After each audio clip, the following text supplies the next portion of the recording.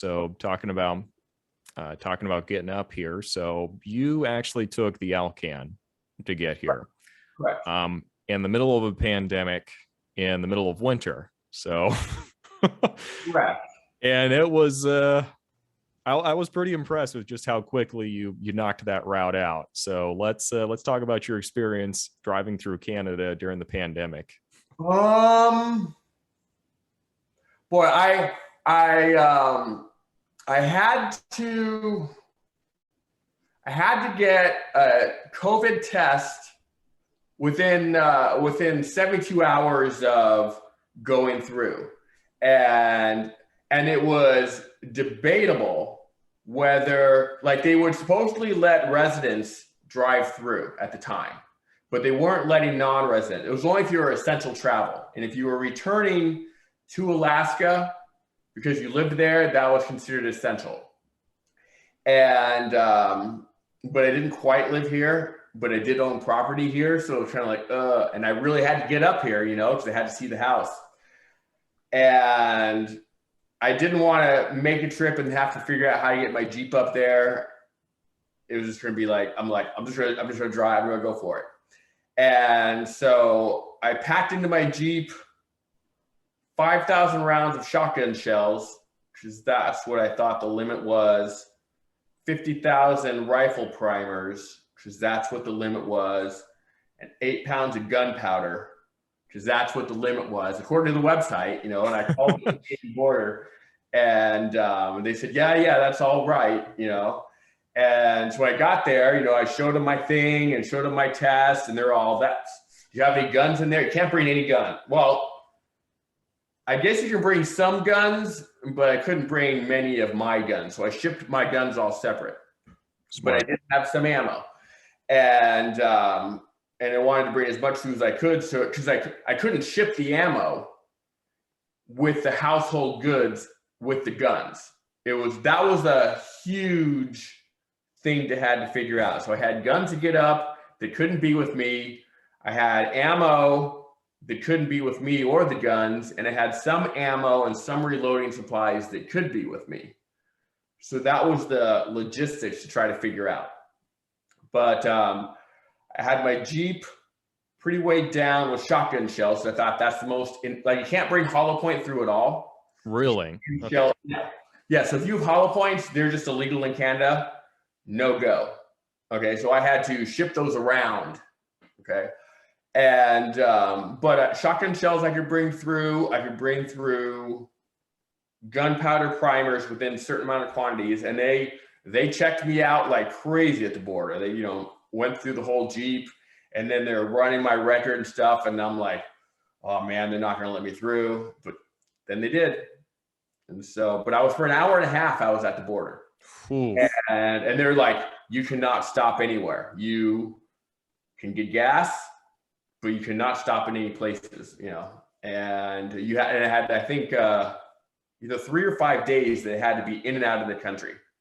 And I had to be tested before I went in. Then they tested me immediately after getting in. And you get tested after getting in?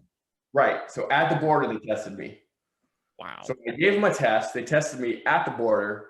And then I drove through. They let me stay at a hotel.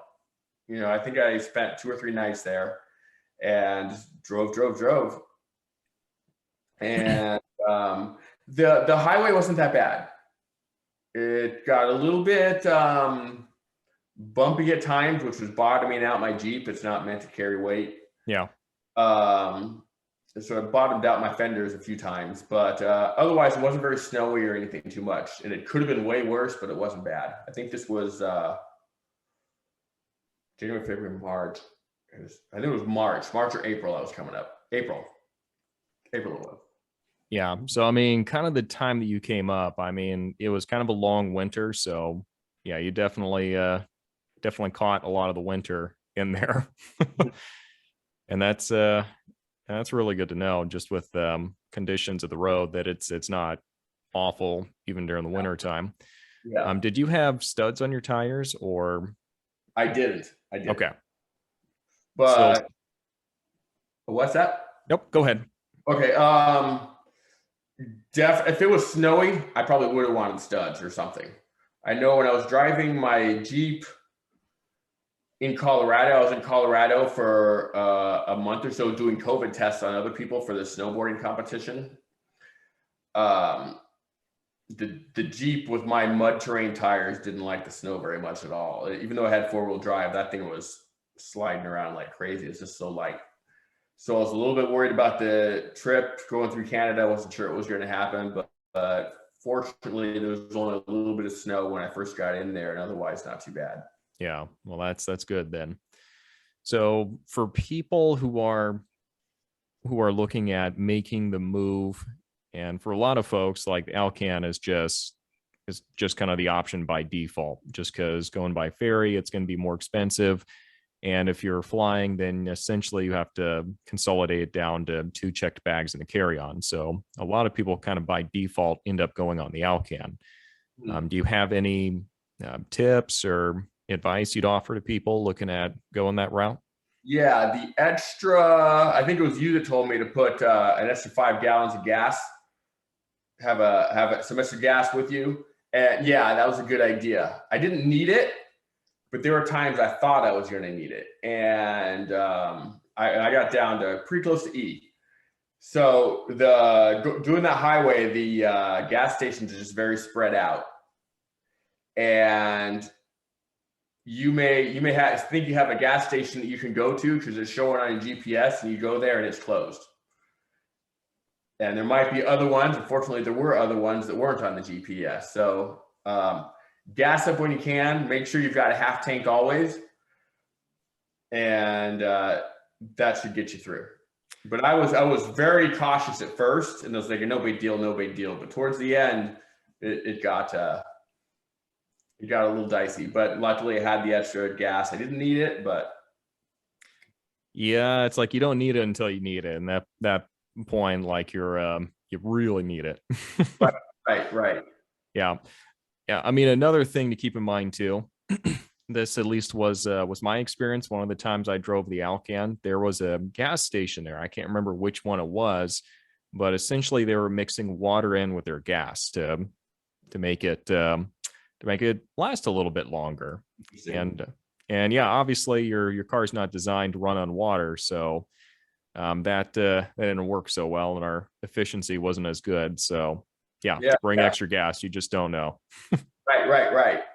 And if I were to do it again, I'd have 10 gallons with me, I suppose, just in case I missed one of those, blew by one of the stations. And sometimes the stations are I think they're like seasonal. So they're open in the summer, but they aren't open in the winter.